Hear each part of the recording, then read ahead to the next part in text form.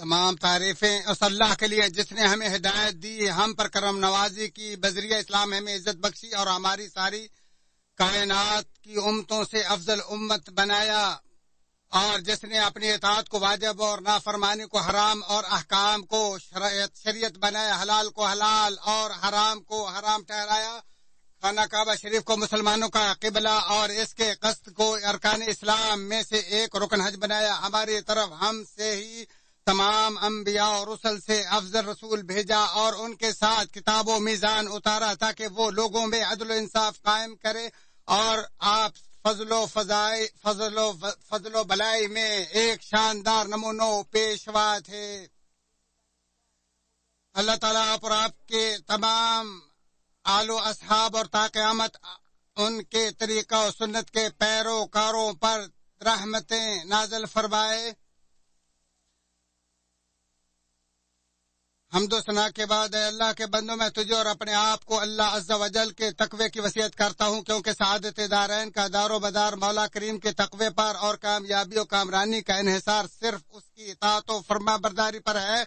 پھر جان لو کہ اللہ تعالیٰ کی اطاعت و فرما برداری شاندار غنیمت و سرمایہ اور اس کی رضامندی بہترین نفع مقصد ہے۔ جنت کو مکروہ چیزوں سے اور جہنم کو شہوات سے ڈھانپا گیا ہے، جبکہ تمہیں تمہارے اعمال کا بدلہ قیامت کے دن پورا دیا جائے گا۔ سو جسے آگ سے بچا کر جنت میں داخل کر دیا گیا وہی کامیاب کامران ہے۔ اے لوگوں، مہینوں، دنوں اور گھڑیوں کے لحاظ سے ہی یقیناً فضیلت و برتری میں اوقات ایک دوسرے سے مختلف ہوتے ہیں، اور عبادت کے لیے کچھ ایسے محدود اوقات ہیں جو بلا شبہ نیکیوں کے سیزن ہیں، اور آپ اس وقت انتہائی عزت و احترام والے مہینوں میں سے ایک مہینے سے گزر رہے ہیں جنہیں اللہ تعالیٰ نے بہت بڑی عزت و عظمت اور فضیلت عطا فرمائی ہے، اور ان مہینوں میں ہر قسم کے ظلم و زیادتی سے منع کرتے ہوئے فرمایا، جب سے آسمان و زمین کو پیدا فرمایا تب سے اللہ تعالیٰ کے نزدیک کتاب اللہ میں مہینوں کی ٹوٹل تعداد 12 ہے، اور جن میں سے 4 حرمت والے ہیں۔ یہی دین درست ہے، لہذا تم ان مہینوں میں اپنی جانوں پر ظلم نہ کرو۔ ابو بکر رضی اللہ عنہ سے مروی ہے کہ بلا شبہ رسول اللہ صلی اللہ علیہ وآلہ وسلم نے حجۃ الوداع کے موقع پر خطبہ دیتے ہوئے فرمایا، بلا شبہ زمانہ گھما کر اپنی اسی حالت پر آ چکا ہے جس پر وہ اس دن تھا جب اللہ تعالیٰ نے آسمان و زمین کو پیدا فرمایا، لہذا سال کے کل 12 مہینے ہیں جن میں سے 4 حرمت والے ہیں، ذوالقعدہ، ذوالحجہ اور محرم 3 مسلسل، اور چوتھا رجب، مضر، جمادی الثانی اور شعبان کے درمیان والا ہے۔ بخاری و مسلم۔ اے اللہ کے بندو، خبردار، بلا شبہ تم انتہائی حرمت و عظمت کے حامل مہینے ذوالحجہ سے گزر رہے ہو، جس میں اللہ تعالیٰ نے بڑی بڑی عبادات اور تقرب اللہ کے اسباب مشروع کیے، اور جسے تمام اوقات و حرمتوں سے بڑھ کر عزت و عظمت والا قرار دیا ہے۔ خبردار، بلا شبہ تم حرمت والے مہینوں اور موسم حج میں ہو، اور ارکان اسلام میں سے ایک رکن حج بیت اللہ شریف تمہارے سامنے ہے۔ خبردار، بلا شبہ تم خیر و بلائی، نیکی، عبادات، عطاؤں اور نوازشوں کے شاندار موسم میں ہو، لہذا خیر و بلائی کے چاہنے والوں آگے بڑھو اور برائی کے پرستاروں باز آ جاؤ۔ خبردار، بلا شبہ تم ذوالحجہ کے اس عشرے سے گزر رہے ہو جو سال کے تمام دنوں سے افضل ہے۔ اللہ تعالیٰ نے اس عشرے میں وہ عبادات جمع فرما دی ہیں جو ان ایام کے علاوہ کسی میں جمع نہیں، جیسے نماز، روزہ، حج، صدقہ خیرات اور اس کے علاوہ دیگر نیکی کے تمام کام۔ اور اللہ تعالیٰ نے قرآن مجید میں ان کی قسم اٹھاتے ہوئے فرمایا، قسم ہے فجر کی اور 10 راتوں کی۔ اور ابن عباس رضی اللہ عنہما سے مروی ہے کہ رسول اللہ صلی اللہ علیہ وسلم نے فرمایا، کوئی دن ایسے نہیں ہیں جن میں کیا گیا نیک عمل اللہ تعالیٰ کے نزدیک ان دنوں کے عمل صالح سے زیادہ محبوب ہے، یعنی اس عشرے کے دنوں سے۔ اور ایک روایت میں ہے کہ اللہ کے نزدیک قربانی کے عشرے میں کیے گئے عمل صالح سے بڑھ کر زیادہ شاندار یا زیادہ اجر و ثواب والا کوئی عمل نہیں۔ صحابہ نے پوچھا، اللہ کے رسول صلی اللہ علیہ وسلم، کیا جہاد فی سبیل اللہ بھی نہیں؟ آپ نے فرمایا، جہاد فی سبیل اللہ بھی نہیں، سوائے اس آدمی کے جو اپنے مال جان کے ساتھ نکلا اور ان میں سے کچھ بھی واپس نہ آیا۔ اسے ابو داؤد اور ترمذی نے روایت کیا اور البانی نے صحیح قرار دیا ہے۔ حضرت جابر رضی اللہ تعالیٰ عنہ فرماتے کہ رسول اللہ صلی اللہ علیہ وآلہ وسلم نے فرمایا، دنیا کے تمام دنوں سے افضل دن عشرہ ذوالحجہ کے یہ دن ہے، 10 دن ہیں اسے بزار نے روایت کیا اور البانی نے صحیح قرار دیا۔ اے مسلمانوں، سب سے عظیم کار خیر، سب سے افضل عبادت اور سب سے زیادہ ضروری نیکی یقیناً واجبات و فرائض کی ادائیگی ہے، جبکہ سب سے عظیم واجبات و فرائض ارکان اسلام اور بنیادی احکام نماز، روزہ، حج اور زکوٰۃ ہیں۔ جیسا کہ ابو ہریرہ رضی اللہ تعالی عنہ سے مروی ہے کہ رسول اللہ صلی اللہ علیہ وآلہ وسلم نے فرمایا، اللہ تعالیٰ فرماتا ہے بندے کا اس پر میرے فرض کردہ اعمال کے ذریعے میرا تقرب حاصل کرنا مجھے سب سے زیادہ محبوب ہے، اور میرا بندہ مسلسل نفلی عبادات سے میرا قرب حاصل کرتا رہتا ہے یہاں تک کہ میں اس سے محبت و دوستی کر لیتا ہوں، اور جب میں اس سے محبت کر لیتا ہوں تو پھر میں اس کا کان بن جاتا ہوں جس سے وہ سنتا ہے، اور اس کی وہ آنکھ بن جاتا ہوں جس سے وہ سنتا ہے، اور اس کا ہاتھ بن جاتا ہوں جس سے وہ پکڑتا ہے، اور اس کا پاؤں بن جاتا ہوں جس سے وہ چلتا ہے۔ اگر وہ مجھ سے کچھ مانگے تو میں اسے عطا کر دیتا ہوں، اور اگر وہ مجھ سے پناہ مانگے تو میں اسے ضرور پناہ دے دیتا ہوں۔ بخاری شریف۔ بلا شبہ اسلام چند ارکان پر قائم ہے اور وہی اس کا سہارا اساس ہے اور اسی پر اس کا دار و مدار ہے، اور وہ ارکان یہ ہیں: گواہی دینا کہ بے شک اللہ کے سوا کوئی سچا معبود نہیں اور محمد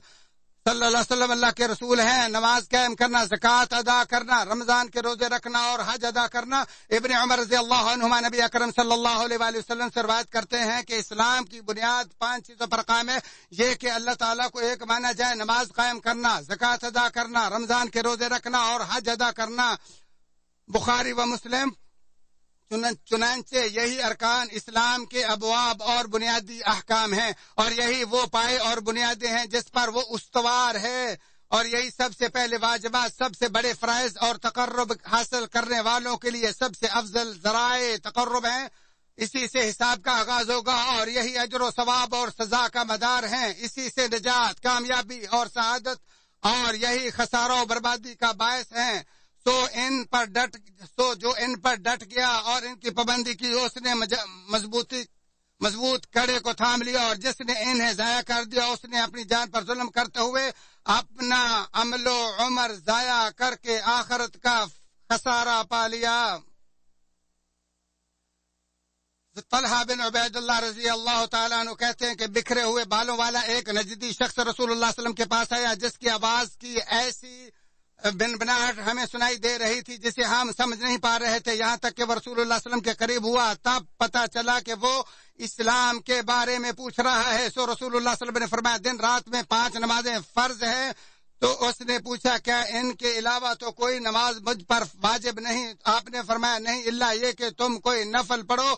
دوسرا، ماہ رمضان کے روزے فرض ہیں۔ اس نے پوچھا، کیا اس کے علاوہ اور کوئی روزہ تو نہیں؟ آپ نے فرمایا، نہیں، الا یہ کہ تم کوئی نفلی روزہ رکھو۔ پھر رسول اللہ صلی اللہ علیہ وسلم نے اسے زکوٰۃ سے آگاہ کیا، تو اس نے پوچھا، اس سے ہٹ کر تو کوئی چیز فرض نہیں؟ آپ نے فرمایا، نہیں، الا یہ کہ تم کوئی نفلی صدقہ کرنا چاہو۔ راوی کہتے ہیں، پھر وہ آدمی مڑ کر جا رہا تھا اور کہہ رہا تھا، اللہ کی قسم، میں اس سے زیادہ کروں گا نہ کم۔ تو رسول اللہ صلی اللہ علیہ وآلہ وسلم نے فرمایا، اگر یہ سچا نکلا تو کامیاب ہو گیا، یا فرمایا اگر یہ سچا ہوا تو جنت میں داخل ہو گیا۔ بخاری و مسلم۔ اے اللہ کے بندو، حج ارکان اسلام میں سے ایک رکن ہے اور یقیناً اللہ تعالیٰ نے اسے فرض قرار دیا ہے۔ ارشاد باری تعالیٰ، صاحب استطاعت لوگوں پر اللہ تعالیٰ کے لیے اس گھر کا حج فرض ہے۔ اور حضرت ابو ہریرہ رضی اللہ تعالیٰ عنہ کہتے ہیں کہ رسول اللہ صلی اللہ علیہ وسلم نے ہمیں خطاب کیا اور فرمایا، اے لوگو، اللہ تعالیٰ نے تم پر حج فرض کیا ہے، لہذا تم حج کرو۔ تو ایک آدمی نے پوچھا، اے اللہ کے رسول، کیا ہر سال فرض ہے؟ آپ چپ رہے یہاں تک کہ اس نے 3 بار یہی سوال کیا۔ تو رسول اللہ صلی اللہ علیہ وسلم نے فرمایا، اگر میں ہاں کر دیتا تو یہ ہر سال فرض ہو جاتا اور پھر تم اسے نہ ادا کر سکتے۔ پھر کہا، لہذا تم مجھے اتنی ہی بات پر چھوڑ دو کہ جس پر میں تمہیں چھوڑ دوں، کیونکہ تم سے پہلے لوگ اپنے نبیوں سے کثرت سوال و اختلاف کی وجہ سے ہی ہلاک ہوئے تھے۔ چنانچہ جب میں تمہیں کسی بات کا حکم دوں تو اس پر حد المقدور عمل کرو، اور جب کسی چیز سے منع کر دوں تو اسے چھوڑ دو۔ مسلم شریف۔ اے اللہ کے بندو، جب اللہ تعالیٰ نے مومنوں کے دلوں میں اپنے مقدس گھر کی حاضری کا شوق بھر دیا اور کوئی بھی ہر سال اس کی طاقت نہیں رکھتا تھا، تو اس لیے اللہ تعالیٰ نے صاحب استطاعت پر زندگی میں صرف ایک بار ہی حج کرنا فرض کر دیا، اور حج کو استطاعت کے ساتھ مربوط کرتے ہوئے فرمایا صاحب استطاعت لوگوں پر اللہ کے لیے اس گھر کا حج فرض ہے، اور استطاعت سے مراد صحت، امن، زاد راہ اور سواری کی فراہمی ہے۔ چنانچہ جس پر ادائیگی واجب ہو گئی اور وہ تعمیل حکم کے لیے حاضر ہو گیا، پھر اسے کسی عذر نے روک لیا یا اس کی ادائیگی میں کوئی دوسرا امر حائل ہو گیا تو اس کے لیے اس کا اجر لکھ دیا جاتا اور اس پر کوئی ملامت بھی نہیں کی جاتی، بلکہ جس کی نیت سچی ہوگی ہو سکتا ہے اس کے لیے یہ آئندہ میسر ہو جائے انشاءاللہ۔ اے اللہ کے بندو، بھلائیاں کرنے سے خطائیں مٹتی اور نیکیاں برائیوں کو ختم کر دیتی ہیں، جبکہ حج تو گناہوں کا بہت بڑا کفارہ ہے، جیسا کہ عبداللہ بن مسعود رضی اللہ تعالیٰ عنہ فرماتے کہ رسول اللہ صلی اللہ علیہ وسلم نے فرمایا پیدر پہ حج جو عمرہ کیا کرو، کیونکہ یہ دونوں فقر و فاقے اور گناہوں کو اسی طرح ختم کر دیتے ہیں جس طرح بھٹی سونے، چاندی اور لوہے کے میل کچیل کو صاف کر دیتی ہے، اور حج مبرور کا ثواب تو سوائے جنت کے کچھ نہیں۔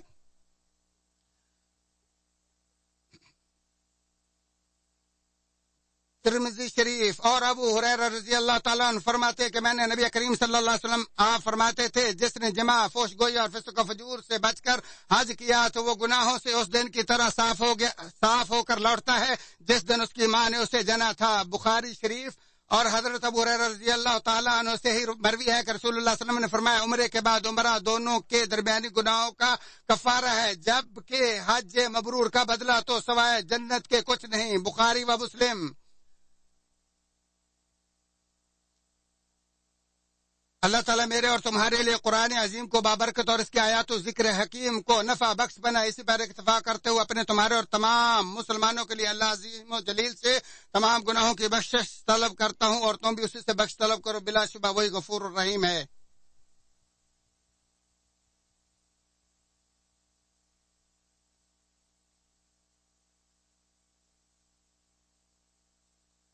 تمام تعریفیں اس اللہ کے لیے ہیں جس نے اپنے فضل و احسان سے ہمیں نعمتیں عطا کی، اپنی جود و رحمت سے ہم پر کرم کیا اور اپنے عدل و حکمت سے اپنے امور کی تدبیر کی اور معاملات کو چلایا۔ اقوام مسلم حج اسلام کا ایک وہ عظیم الشان باب ہے جسے اللہ تعالیٰ نے مشروع قرار دیا اور اس کے اوقات و مقامات کی شان کو دوبالا کرتے ہوئے فرمایا حج کے مہینے معلوم ہیں، اس لیے جو ان میں حج کو لازم کر لے تو وہ دوران حج جماع، گناہ اور لڑائی جھگڑے سے بچتا رہے، اور تم جو بھی نیکی کرو گے اللہ تعالیٰ اس سے آگاہ ہے، اور زیادہ راہ لے لو، اور سب سے شاندار زیادہ راہ اللہ تعالیٰ کا ڈر ہے، لہذا اے عقل مندو مجھ سے ڈرتے رہا کرو۔ اے اللہ کے بندو، حج اسلام کے عظیم شاعر میں سے ایک ہے، بلا شبہ اللہ تعالیٰ نے حج نامی ایک سورت نازل فرمائی، نیز حج کے بارے میں بہت سی آیات نازل ہوئی ہیں۔ بیت اللہ شریف کا حج کرنے والوں مبارک ہو کہ اللہ تعالیٰ نے تمہیں اپنے حکم کی تعمیل کرتے ہوئے اپنی اطاعت و فرما برداری اور فریضے کی ادائیگی کی کوشش کی توفیق عطا فرمائی۔ کہہ دیجئے کہ اللہ تعالیٰ کے اس فضل و رحمت سے خوش ہو جاؤ جو تمہاری جمع کردہ تمام پونجی سے بدرجہ بہتر ہے۔ تمہیں مبارک ہو جب اللہ تعالیٰ نے احسان کرتے ہوئے ایک شاعر اسلام کی ادائیگی کے لیے تمہیں منتخب کیا اور دوسروں کو چھو کر تمہارے لیے حج کی فرصت میسر کی۔ مبارک ہو جب تم بیت اللہ شریف اور حج کے مقامات مقدسہ کی سب سے افضل دھرتی پر بنا سکے حج کی ادائیگی کے لیے چلو گے۔ مبارک ہو جب تم وہ عبادت شروع کرو گے کہ جس سے گناہوں کے بوجھ ہلکے ہوتے، برائیاں مٹتی، درجات بلند ہوتے اور مناجات منظور ہوتی ہیں۔ مبارک ہو تمہیں وہ میدان عرفات جس میں تم داخل ہوگے اور فرشتوں کے سامنے اللہ تعالیٰ فخر کرتے ہوئے کہے گا دیکھو میرے یہ بندے غبار آلود پراگندہ حالت میں دور دراز سے میرے در پر آئے ہیں، لہذا میں تمہیں گواہ بنا کر کہتا ہوں بے شک میں نے ان کو معاف کر دیا۔ بیت اللہ شریف کو جج کرام حج کے دنوں میں عبادت اور مناسک حج کے لیے فارغ ہو جاؤ، معصیت الہی، کھیل کود اور اپنے اوقات کو ضائع کرنے والے تمام بیہودہ امور سے مکمل اجتناب کرو۔ دوران حج جماع، فسق و فجور اور جھگڑے سے بچو، ہر عمل میں خلوص نیت اور بدعت کے بجائے اتباع سنت پر بھرپور توجہ دو، کیوں اللہ تعالیٰ وہ عمل قطعاً قبول نہیں کرتا جس میں رائے برابر بھی شرک ہو۔ جیسا کہ اللہ تبارک و تعالیٰ فرماتا ہے میں تمام شریکوں سے بڑھ کر شرک سے بیزار اور مستغنی ہوں، اور جس نے کوئی ایسا عمل کیا جس میں اس نے میرے کسی غیر کو میرا شریک بنایا تو میں اس کو اور اس کے شرک دونوں کو چھوڑ دیتا ہوں۔ لہذا تم ہر قسم کے شرک سے پاک صاف اللہ کی عبادت کیا کرو، کیونکہ اللہ تعالیٰ کی عبادت صرف شرعی طریقے اور اس کے نبی کی زبان پر جاری شدہ شریعت کے مطابق ہی جائز ہے، اور جس نے کوئی ایسا عمل کیا جس پر ہمارے نبی محمد صلی اللہ علیہ وسلم کے طریقے کی مہر نہ ہو وہ عمل مردود اور نامنظور ہے۔ بیت اللہ شریف کے حجاج کرام ہر مسلمان پر واجب اور ضروری ہے کہ اس مبارک ملک سعودی عرب کو امن و امان، سلامتی اور خوشحالی کا گہوارہ بنانے پر اللہ تعالیٰ کا شکر بجا لایا جائے۔ جو ملک حجاج بیت اللہ شریف کی ضیافت کے لیے بھرپور کوششیں بجوئے کار لاتا، مشاعر مقدسہ کو انتہائی شاندار معیار کے مطابق تیار کرتا اور ممکن حد تک افضل ترین خدمات پیش کرتا ہے۔